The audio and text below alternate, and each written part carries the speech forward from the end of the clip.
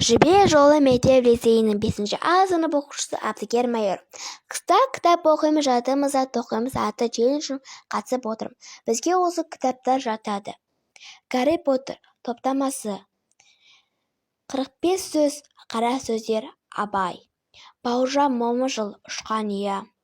Владимир Опыш, Жұмбақ жер. Мен қысық демалысымды босқа өткізбей Гарри Поттер мен жасырын бөлме кітабын оқыдым. Бұл кітап мен үшін өте қызықты болды. Және бұл кітапты оқи берген сайын маған оқуға деген құштарлығым арта бастады. Және мен бұл кітапты оқымаған тіл байлығым арта бастады десек те болады. Бұл кітапта Гарри Поттер айтқысы келгені, сен бір айтқан мақсатына жету керек екенін айтты.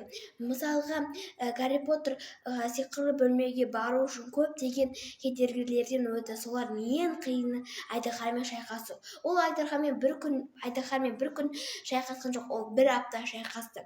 Бұл кітапқа барлықтарыңызды оқуға кеңес беремін. Себебі бұл кітап балаларға да, үлкендерге өте қатты қызықты болады. Сол себептен бұл кітап мен үшін өте қызықты болды.